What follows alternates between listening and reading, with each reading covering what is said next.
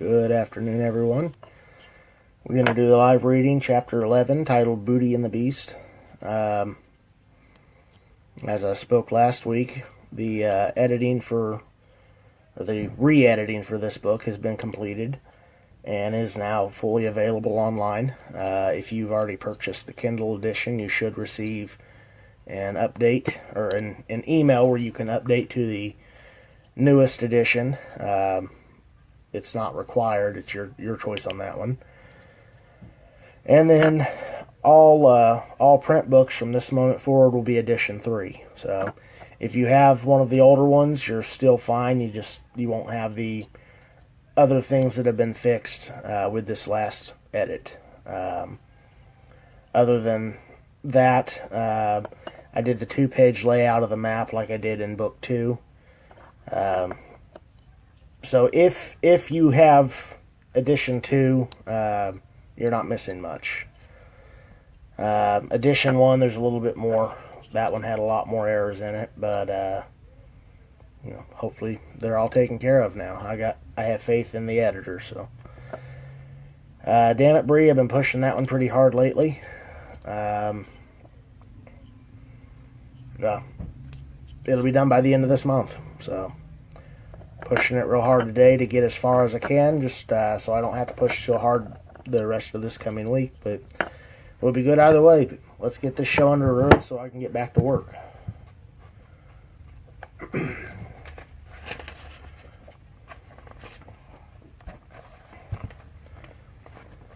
The sweet scent of decaying meat lingered just outside the wide cavern. Sunlight beamed through the trees, melting a light layer of snow on the ground. The white contrast made the black hole wreathed in rock appear much more intimidating. 5 figures looked upon the entrance, lost in the darkness within. "What do you reckon's in there?" the scarred man asked, fumbling with the crates stacked neatly inside the small wagon. "Treasure. Lots of treasure," their leader said, hiding his fear behind his excitement. "Crennan, go on in and check it out. Let us know what you see." "Why does Crennan have to go first?" the half-orc questioned, studying the nervous humans. "'Cause, unlike us, you can see in the dark. Now get your ass in there and tell us what you see." Kelly shot an angry glance at the brute. "Unless you're scared," he quickly added. The half-orc puffed his chest at the challenge. "How dare they accuse me of being scared? Crennan not scared of anything." Raising his axe, he marched towards the opening and disappeared inside. The others watched in anticipation, waiting for any word, be it screams of terror or otherwise. A moment later, Crennan stepped back into view, his axe dangling limply at his side. "Come on in, nothing in here." He turned and stepped back into the shadows. The others, still on edge, followed after, guiding the single horse and dilapidated wagon inside. The scent grew stronger at the mouth, carried by the warm air exiting the cavern. The snow at the entrance had melted long ago before the rest, erasing any evidence of other trespassers. One by one, they entered the darkness. Crennan watched his friends slowly make their way forward. "Ha! They call me scared. Looks like they're the ones who are scared." He glanced at the scattered remains lying around the moist floor, mostly animal carcasses, but many were unidentifiable to his eyes. He couldn't help but feel small compared to the deep gouge marks along the stone walls and floor. "Looks like claw marks," he stated to no one in particular. "What?" The scarred man jumped, searching for the half-orc in the darkness. "I can't see anything. James, light a torch." Crennan saw the first bright sparks ignite from one of the men's flint. He shielded his eyes, knowing the pain that would follow if he didn't.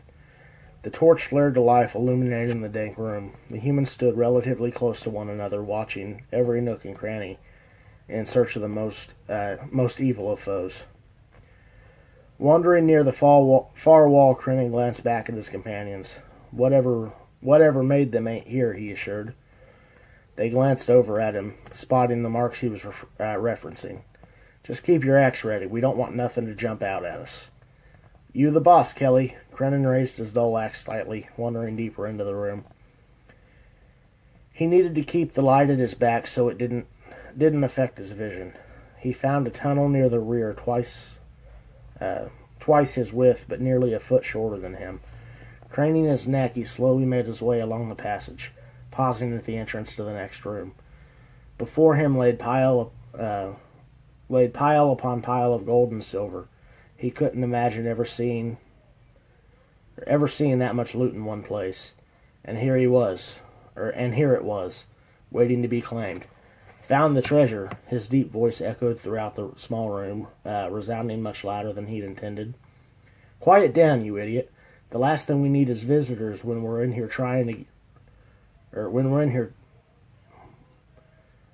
Quiet down, you idiot. Last thing we need is visitors when we're trying to get out of here. Sorry, Kelly, he shouted back, forgetting what he'd just been told. Kelly spoke just over a whisper. First chance you get rid of him. Every damn job he finds some way to fuck it up. The scarred man nodded his understanding. Consider it done. They rounded the corner, finding the half-orc lost in the sight. Well, don't just stand there, you oaf. Get the load in the crates.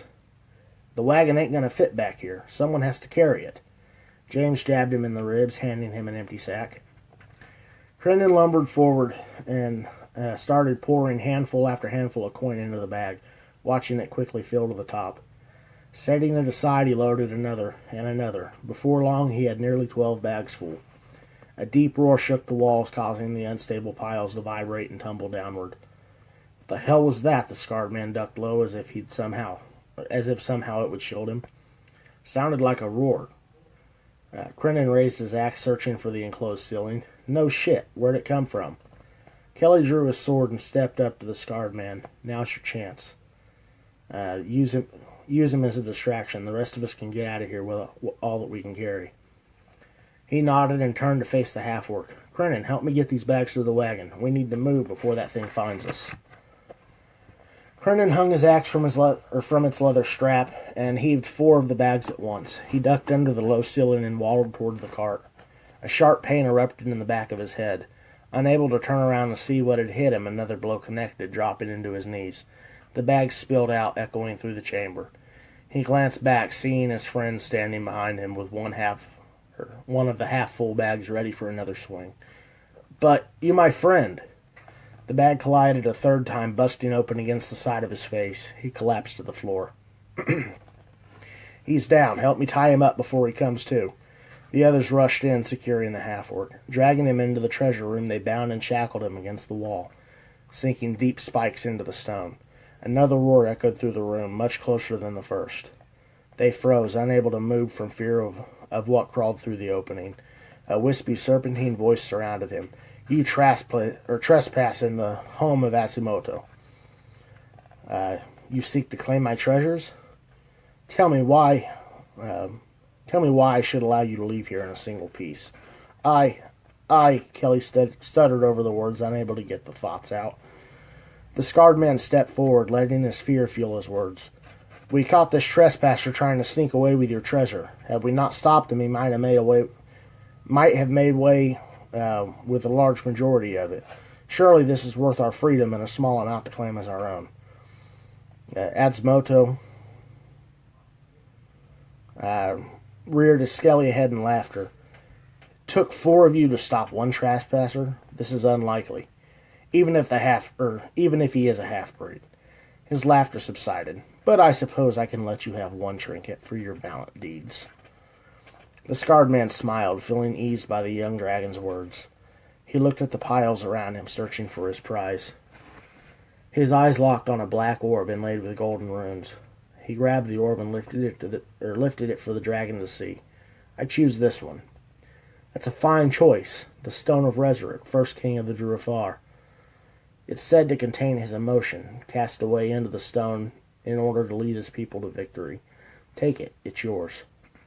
The scarred man stuffed the fist-sized orb into his pouch and glanced at the others, still frozen where they stood. The dragon shot his neck forward, snapping down on the human. His thick, jagged teeth tore into his flesh, ripping him in half before his screams were silenced. Swallowing the top half, he whipped around to face the others. Who else would like a piece of my treasure? A thick green mist rolled gently from his nostrils, forming into a thick pool around them. It floated through the air like a heavy fog, collecting at their feet and engulfing their bodies. Kelly felt the poison burn its way down his throat. He coughed, watching the blood spill from his mouth. His knees hit the ground, sending coins scattering in all directions. His vision was fading quickly. He watched the black torn head hover over him. Its mouth opened, revealing the massive teeth and forked tongue. He felt a sharp pain, and then nothing. Cronin felt the rumbling stone all around him. He tried to move, but couldn't. Opening his eyes, he was lost in the sight of the creature, sitting on its hind haunches before him. The piles of gold were moved, organized, and stacked high once again. The creature picked up a single coin with his deadly talons and looked it over thoroughly. Laying it to rest atop one of the piles, it grabbed another. "Did you steal my treasure?" The voice was unlike any he'd heard. Define steal. "Did you leave here with my treasure?" The dragon laid another coin down and picked up another. His head didn't so much as glance in the direction of the subdued half-orc.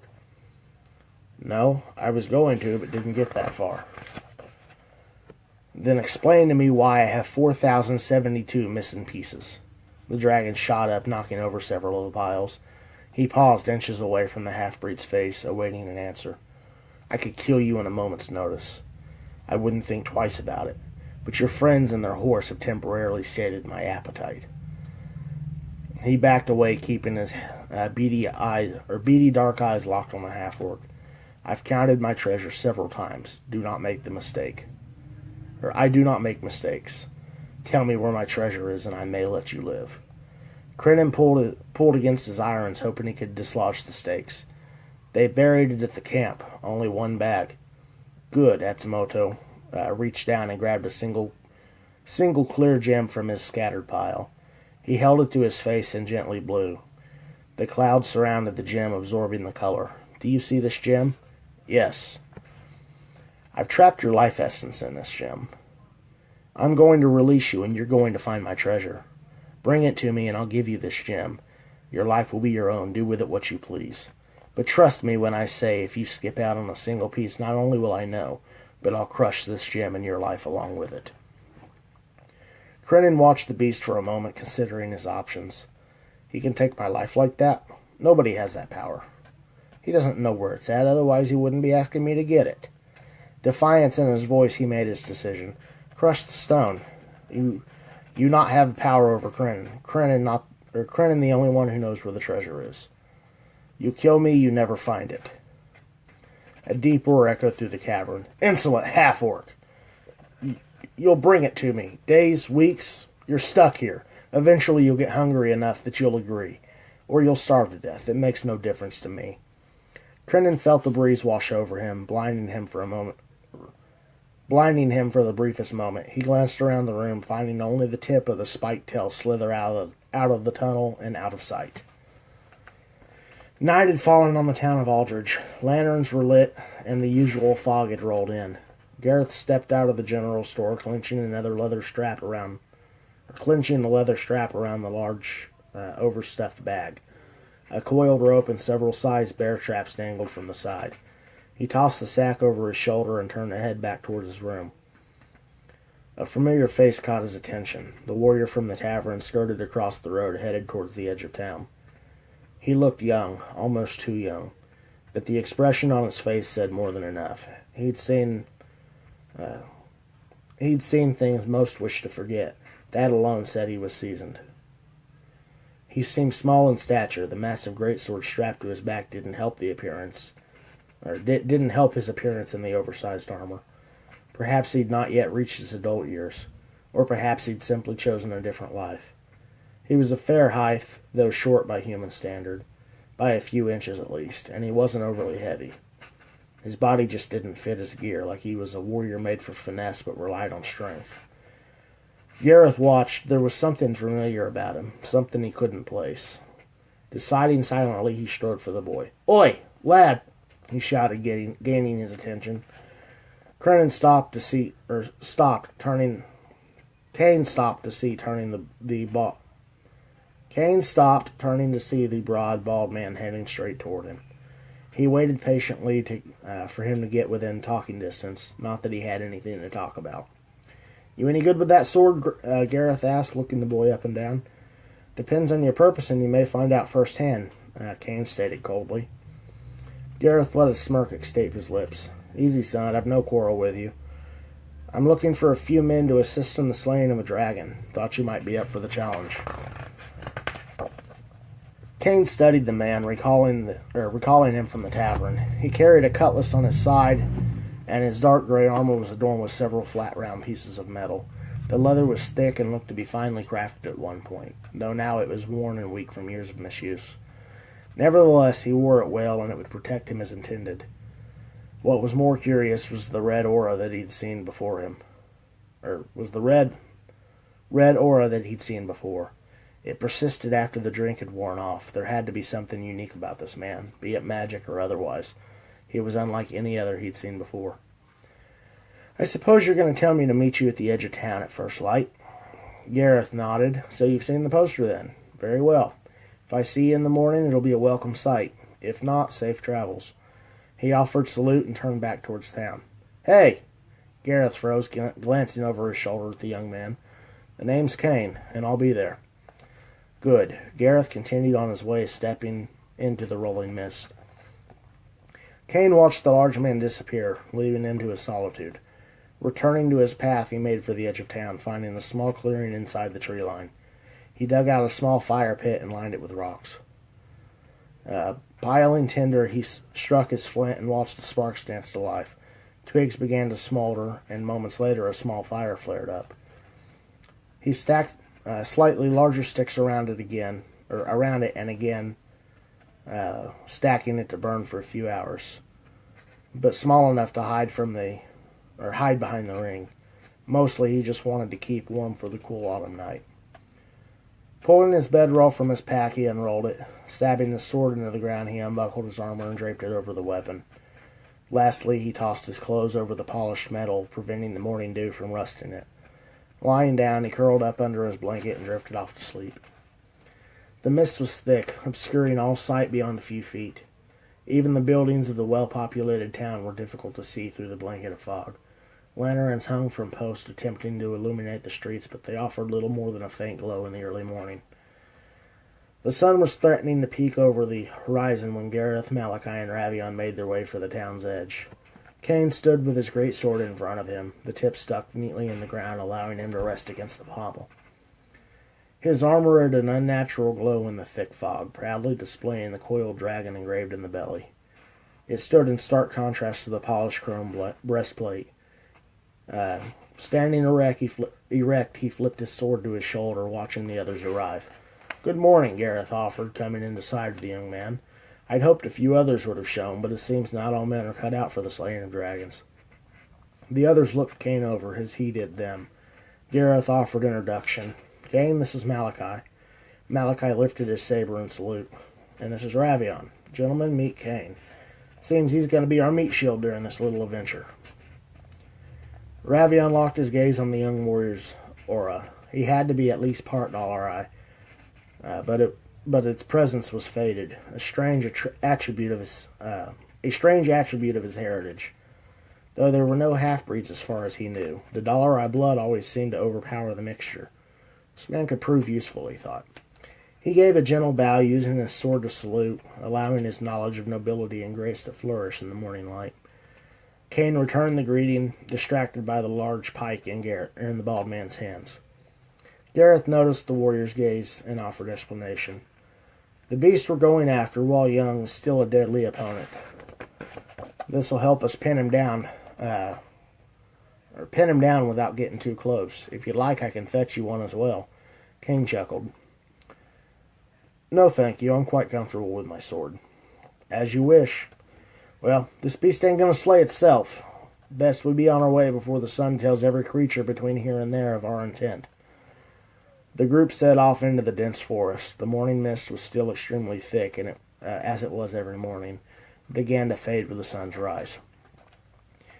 Ravion took lead, retracing his steps from the previous day. Feigning his tracking skills as if he'd picked up a trail, they didn't need to know he'd already found the monster. He moved as quietly and graceful as possible. Not even the sound of his boots could be heard on the forest floor. The others were a different story. Gareth sounded as if he wasn't trying to mask himself whatsoever. The crunch of foliage under his feet echoed through the trees, while branches cracked and snapped against his wide form. Even the jingle of his sword echoed. Malachi wasn't overly loud, but he could still be heard in the thick vegetation, mostly due to the panning from his fondness of pipe tobacco. Cain was surprisingly quiet, despite his heavy armor and large sword. The occasional noise came from a protruding branch gliding off his breastplate, but otherwise he stepped as light as the ranger. They progressed closer to the dragon's lair, slowing their pace with each passing moment. It was easier to be quiet at a slow speed. Ravion slowed, sticking his hand in the air for all to see. He waved them forward. They carefully made their way to his side, looking into the clearing. "Your dragon's in there." Ravion pointed to the wide cavern entrance hidden by the valley. "If you find yourself in further need of my services, I'll be in the tavern." Denying chance for refute, he turned and started back the direction they'd come. Gareth felt a slight irritation. Reciting their arrangement in his head, he faced the realization. Damn it, I paid him to track and lead me to the dragon. Combat was never discussed. "Wait! If you stay and fight, I'll double your pay." The ranger spun around, correcting his step and falling back in with the group. A satisfied smile came across his face. He passed them and cautiously made his way into the valley. "Shall we, then?" he said, waving them forward. They made their way into the clearing, their weapons at the ready. Cain took lead, marching into the dark cavern. He carefully made his way through the underground labyrinth, surprised at how well he could see in the dark passageway. Broken pieces of wood littered the ground, remains of what looked to be wagons at some point. The stench was nauseating, but not unbearable, like a butcher's mart on a hot summer day. Malachi had a bit of trouble seeing anything past the entrance. Only the reflecting sun off the young warrior's breastplate told him which direction to go, but that was rapidly fading. He soon wouldn't be able to see anything at all. A serpentine voice echoed from the darkness. "More visitors come to seek death?" Gareth replied with a forceful presence. "Your reign of terror has come to its end, Snake." "We shall see," the dragon retorted, whipping its tail from the shadows. Cain felt the impact against his right side. It launched him off his feet and into the cavern wall. He slammed hard against the jagged rocks and tumbled to the ground. Gareth and Ravion readied their weapons, preparing for another attack. Malachi closed his eyes. They were useless in the dark. It was best he let his other senses take over. Listening for the impact, he charged what he guessed was the fallen warrior and took a defensive position in front of him. "Is that you, Cain?" His breath rushed back to him, forcing larger amounts of air into him than he needed. Calming himself, he exhaled slowly and then sucked air in through his nose, forcing his body back into submission. "Yeah, I'm okay. Can you see?" "Nope. There's no time to light a torch." "All right. I'll try to guide you as best I can." Asmoto extended his scaly neck and flexed his muscles, preparing to spew his acidic breath over the group of trespassers. Cain reached into the small of his back, drawing a small dagger. With the flick of his wrist, he launched the blade, striking the beast in the underside of its jaw. The blade sank to the hilt, spewing green ooze from the wound. He felt several of the drops spray against his face, tingling against his flesh like a fly landing for a rest. The dragon choked, abandoning his deadly breath. With a mighty roar, he whipped his tail in protest, hoping to dislodge the group of would-be slayers. Malachi felt the droplets hit him, burning into his clothing. Quickly ripping away the tainted sleeve, he stood ready, listening for any sound of movement. Ravion rolled, easily avoiding the wild tail. Coming back to his feet, he swung his longsword, spotting the outstretched appendage a few feet away from him. The tip of his blade scratched into the blackened scales, splitting a small section. Gareth stabbed in with the pike, forcing the dragon back into the cavern wall. It roared against the shaft, fighting to keep ground. "Legs!" Crennan shouted, attempting to defend the blind warrior. Malachi tried to jump, but it was too late. He felt the thick tail swipe into his legs. They buckled beneath the force, dropping him to the ground. Throwing his saber up in defense, he narrowly deflected the crushing blow from the forceful whip. Cain wiped the spray from his flesh, noticing the toxin eating into his clothing. Pulled from his observation, he spotted the tail headed toward him again. Prepared for the assault this time, he brought his greatsword down, allowing the force to amplify his swing. The dragon roared in pain, feeling the last several feet of his tail become severed from the rest. "You'll pay for that," his wispy voice hissed. Atsumoto stretched, swiping one of his front claws at the trespassers. Ravion narrowly dodged the lethal foot-long talons. He noticed a green ooze dripping from the tip of them. Using the distraction, Kane grabbed hold of Malachi's arm and pulled him to his feet. Feeling the lightly armored warrior take his own weapon, he spun around and charged, hoping to finish the beast. Atsumoto calculated his options. His movement severely limited. If he pushed forward too much, the head of the pike would tear through his beautiful scales. And with his tail damaged, he was unable to keep them at a distance, and under a disadvantage. He caught movement from the corner of his eye. The armored man that had severed his tail was charging, sword in hand and ready to attack. He swiped at the warrior, hoping he could tear him into pieces before he was able to raise the enchanted blade.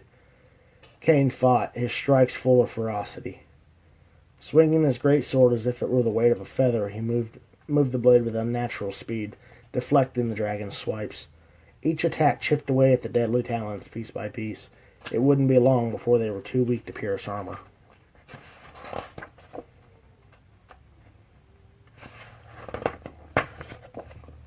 "Hold!" Gareth shouted, hoping the others would follow suit. Gaining proper footing, he knew he couldn't be moved. With renewed force, he thrust hard, watching the steel tip pierce the dragon's scale. Kane spun around, putting everything he had into the attack. How he could withstand the dragon's strength was beyond him, but he had to find weakness if he was to win this.